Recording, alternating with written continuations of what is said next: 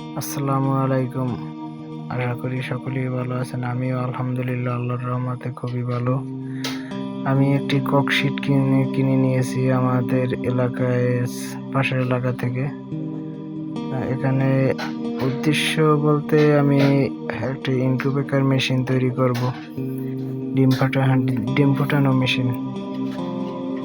এই উদ্যোগ নিয়ে আশা নিয়ে ককশিটটি কিনে আনছি। আনার পরে নিজেই সেট আপ করে নিয়েছি। আমি দুইটা কন্ট্রোলার লাগাইছি, একটা ডিসি সাইড, একটা এসি সাইড।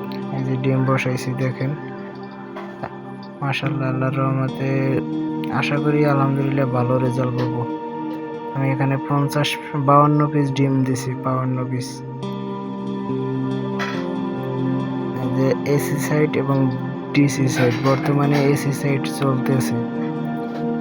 এই যে এসি সাইড চলতেছে, চার্জারটা এসি সাইডে রিলে করা আর কি, অটো সিস্টেম করা। যদি কারেন্ট যায় তখন আর কি ডিসি সাইড চালু হবে। যেমন চার্জারটা দিয়ে এসি সাইডের একটা সংক্ষেপ দিয়ে রাখছি, এই চার্জার দিয়ে এসি সাইডে দিয়ে রাখছি। এখানে এসি সাইড বন্ধ করছি, অটোমেটিক ডিসি সাইড চালু হয়েছে। এই এসি সাইডের চার্জারটা দিয়ে আমি রিলে চালু করে রিলের মাধ্যমে লাইনটা দেওয়া এখানে দিছি। যদি কারেন্ট বন্ধ হয়ে যায় তখন আমার এই ডিসি সাইড চলবে। এই যে এইটা সার্কিটটা দেখছেন, এটা চলবে। আর এসি সাইড হয়েছে এইটা যখন কারেন্ট থাকবে তখন এইটা দিয়ে চলবে।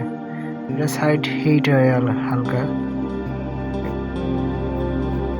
এই দুইটা সার্কিটে বর্তমানে চলতেছে, তবে এসি সাইডে যে সার্কিটটা দিয়ে চালাইতেছি এটা একটু সমস্যা মনে হয়।